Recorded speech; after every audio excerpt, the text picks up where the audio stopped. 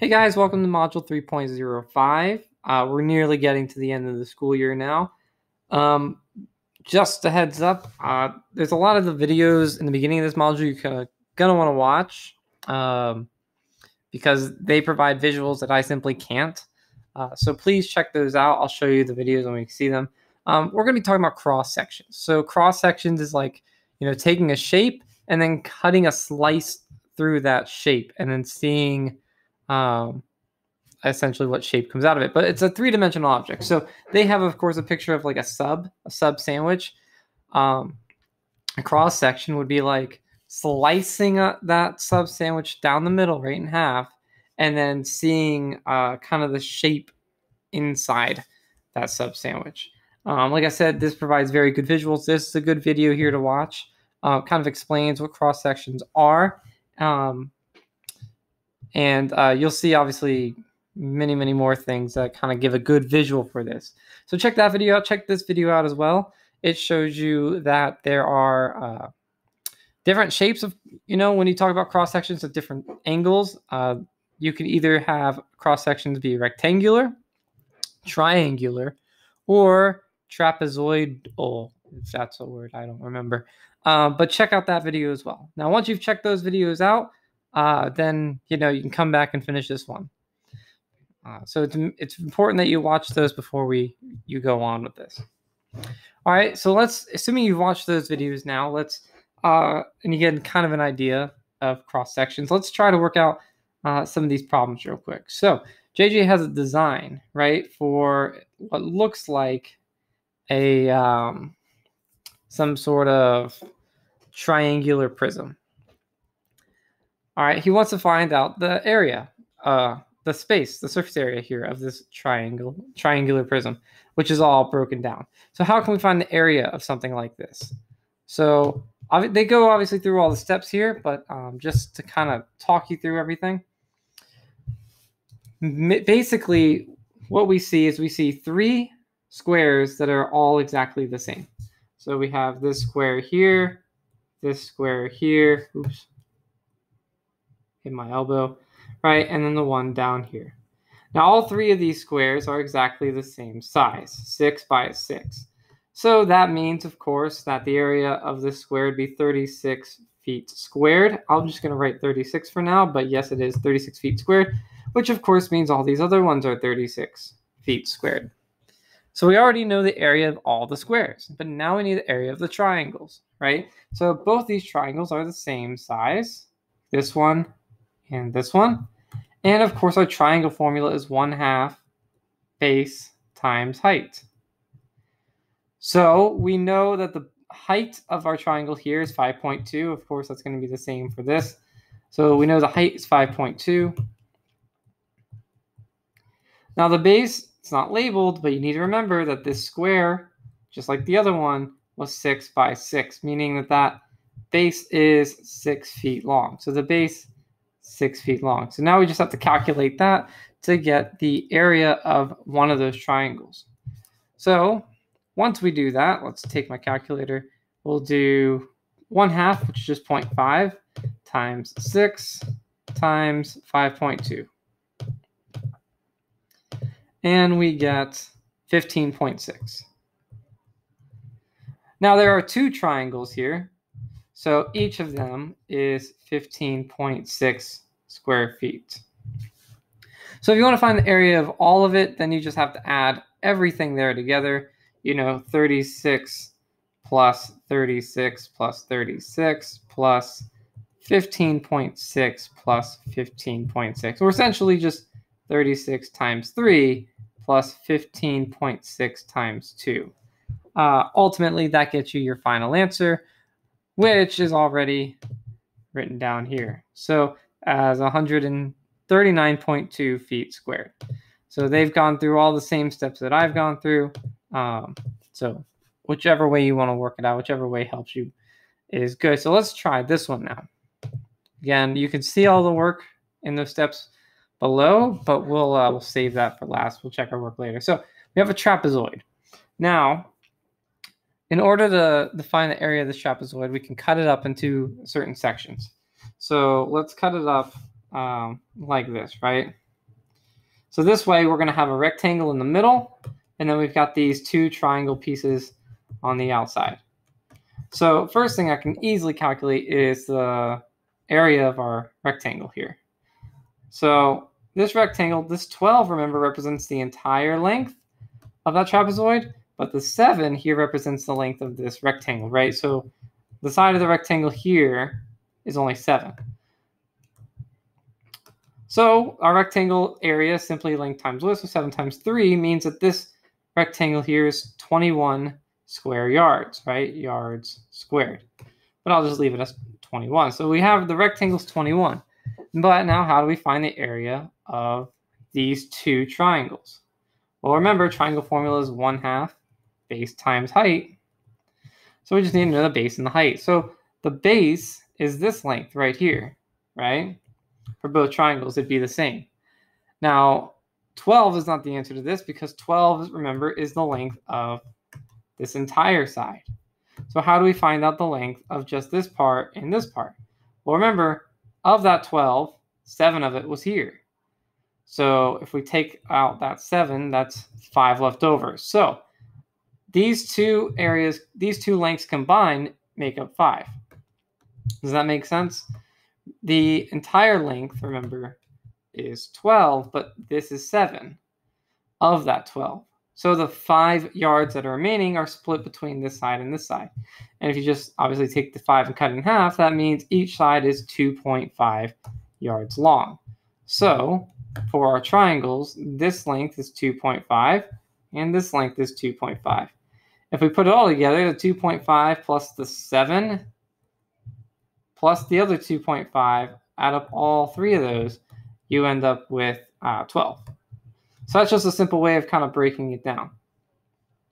Let's put 21 back there. Okay, so the base of one of our triangles, so let's focus on this, right? The base is 2.5. The height, of course, we already know. This height here is the same as this, which is 3 yards.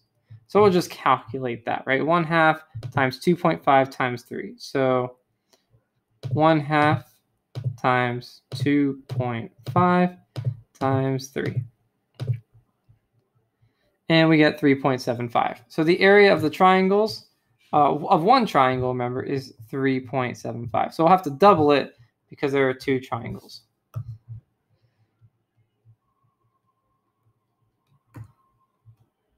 So 21 in the middle, 3.75 here, and 3.75 here. Add them all up together, these 3 together, and you get your final answer. So again, all this is broken down here. It shows you how we come to all that math, kind of does a decent job explaining it, and of course you're just adding everything up. The triangles, remember, 3.75, but there were 2 of them, so when you have 2 of them, you put them together, that's where they're getting the 7.5 from. They just doubled 3.75 to get that value. All right, cross section. So back to this again. So if you have a cylinder, right, and you slice a cylinder across the middle like this, you get a circle, which is the same shape as the top of the cylinder, right? Top of the cylinder, here's a circle. If you slice it right down the middle like this, doesn't really matter where, it doesn't have to be in the middle, but slice it, I guess, parallel to that wall, you get another circle. If you slice it from the top down, you end up with a rectangle. So you, again, imagine this. Imagine you took a cylinder, right? I don't know what's a cylinder out there that you can visualize, but take a cylinder and then cut it right in half down the middle.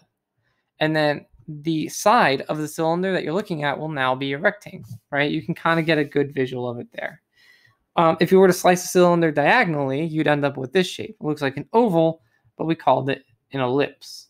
So just kind of keep that in mind for cross sections of cylinders. If you look at a cone, of course, again, if you slice it kind of parallel with its base, you're going to get a circle because its base was a circle. So you can get a circle if you slice it sideways like that. If you slice it from top to bottom, you'll get a triangle shape. So again, imagine some kind of cone shape. And if you were to slice it right in half, then the side of the cone, after it's sliced in half, will be a triangular shape, right? That wedge would be a triangular shaped wedge. And of course, if you do it diagonally, you get another ellipse. So it's just kind of showing you everything here. It takes a really good three-dimensional mind to sort of visualize this thing. So if you're not a very good, if you have a hard time visualizing things in your head, that's why I said watch the videos earlier. The videos earlier really help visualize things. So if you skip that, you're really selling yourself short there. So please make sure you watch those. If you have a sphere, no matter which way you decide to cut it, you're always going to end up with a circle. A sphere is a perfect three-dimensional circle. So no matter how you slice it, it's always going to be a circle. This one kind of looks like it would be an ellipse. They all kind of look like an ellipse, but you have to remember this is a three-dimensional object you're looking at. Okay, so it's not a flat circle. It's a sphere. It's a three-dimensional object, like the planet Earth. Hashtag not a flat Earth person. Okay, so don't be on board that people don't watch those videos. All right. Anyway. You get circles inside the spheres. So again, you have to remember that these images are all three-dimensional images, okay? They're not two-dimensional images. A pyramid is the only one where, you don't have a circular base here. The base ends up being a rectangle or a square. So when you slice it in half, parallel to its base, you're going to get a square because its base was a square. Here, if you slice it down the middle, you'll get a triangle shape, and if you slice it diagonally, you get a trapezoid. We talked with earlier videos showed that. If you watch the video, you'll see they do these three cross sections in that video for a rectangular pyramid. All right, so there's that. Let's look at page 5. Not a lot of math on that one. So again, you have to have a visual mind. So here, about the cylinder, this is obviously just a two-dimensional rectangle. But if you were to rotate this rectangle around the y-axis, like spinning around the pole, right? If you were to do it obviously really fast, it would end up looking like a cylinder. Okay, so you can kind of use your imagination. If you take this rectangle and you spin it around the pole, right? Remember, three-dimensional is going to look like a cylinder. So you have to be good at visualizing those shapes. Obviously, the same thing with this cone. If you take this triangle shape and you spin it around the pole, it will look like a cone. Okay. If you take a circle, or I guess half a circle, and you spin it around, it'll look like a sphere. Now, a good example of this is if you have a coin on you.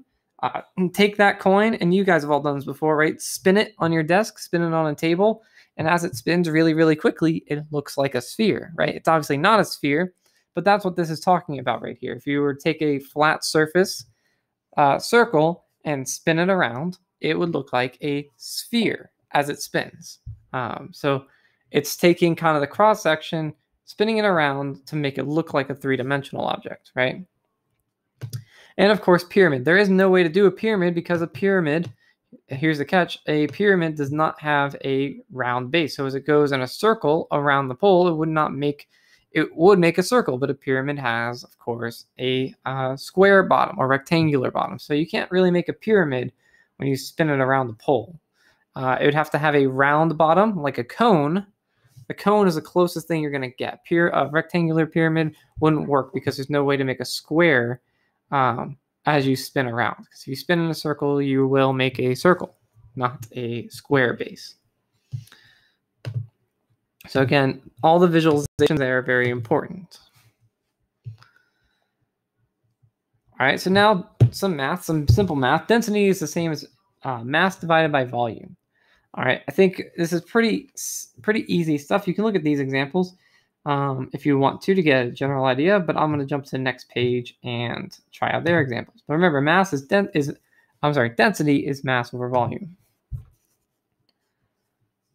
All right, so again, you have all the work listed out here, but I'll kind of just explain it quickly in case you didn't understand how, reading it. So volume is length times width times height, or base times width times height, if you want. So they're finding the volume right here of a classroom. So a classroom is maybe 20 feet long, 30 feet wide, and 10 feet tall, right? So the length times width times height to get the volume. So the volume of this classroom is 6,000 feet. So if you multiply all those together, you get, or 6,000 feet cubed, I should say. Right, you multiply it all together, you get 6,000 cubic feet. Right, the room has 45 students in it. The maximum capacity is 45 students. So the question is, how many students is that per cubic feet? So of course, density is mass over volume. So the question is, what's the density? We know the mass is our students, in which case there are 45 of them, and our volume is 6,000 feet cubed, 6,000 cubic feet. So all we're doing is taking the students, dividing it by the 6,000 cubic feet to get how many students per cubic foot. It's obviously a very small number. 45 divided by 6,000 ends up being 0.0075, but it's that many students per cubic foot. I mean, it's kind of it's pretty straightforward. But if you can obviously do it backwards very easily, you might do 6,000 divided by 45 by accident. So be careful about that. Remember, it's mass divided by volume, not the other way around. So mass is our number of students. Volume, of course, was calculated by the length times width times height. And yeah, just 45 divided by 6,000. So yes, it is a small number, and there's nothing wrong with that. That's the way it is. So that is the students per cubic foot. Let's look at example 2, because this one's similar but a little bit different.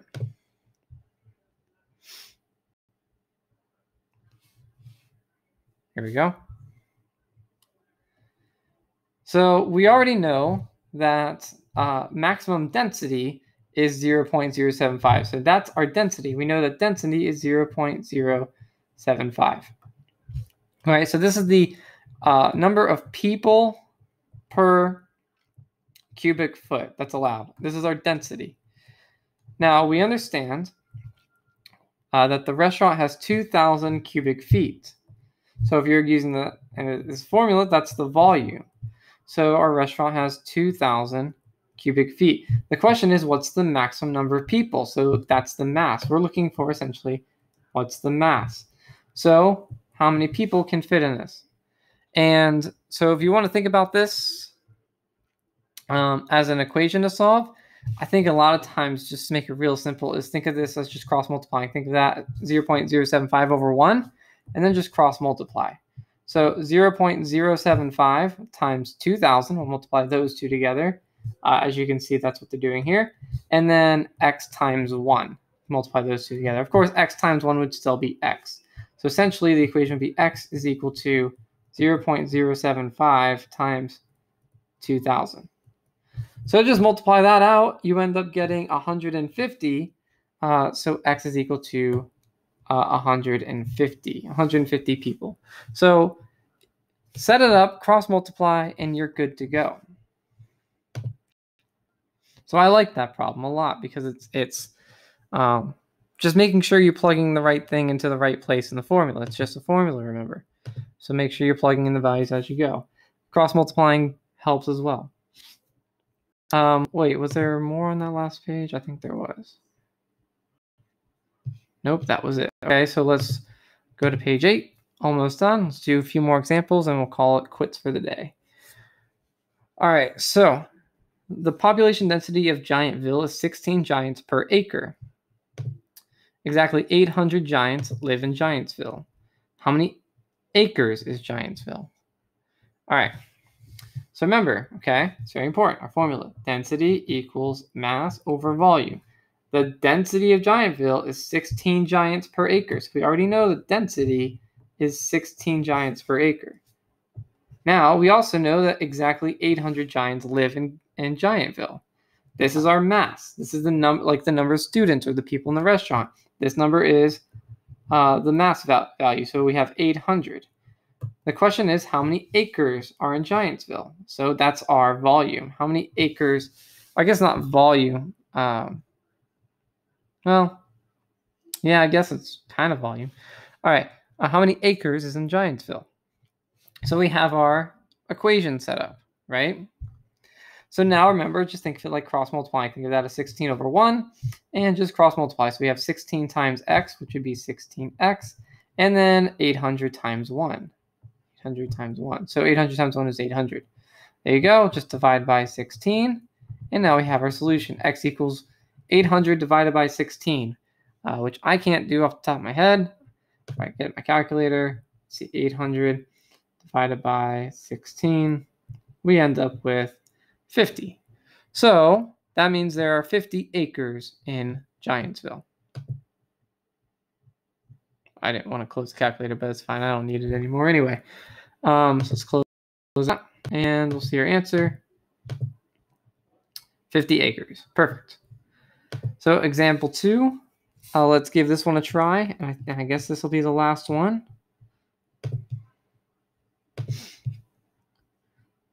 So the density of a fish tank is 0.5 fish per cubic foot. So again, it's literally saying density is, okay? So density is 0.5. Density, mass, volume. Okay, so density is 0.5. And the volume of the tank is 12 feet cubed. So the volume tells us volume is 12 cubic feet. What's the number of fish in the tank? So the number of fish, that's x. That's going to be up there. That's our mass. I'm going to put x down up there for mass. Now just again cross multiply. Let's do this as 0.5 over 1, and we'll just cross multiply. So 1 times x will just be x, and then 0.5 times 12. So 0.5 times 12 is going to be 6, so x equals 6. So that means that there are 6 fish in the fish tank, right? Right? Perfect. All right. So hopefully that's not too hard. You have to, the density, mass stuff, volume stuff, that's not too tricky. That's a really simple formula with simple algebra. But the visualization of all the cross sections is definitely pretty tricky. So if you're good at visualizing that kind of thing, then you shouldn't really have a problem. But if you're not that good at it, it's going to take some practice.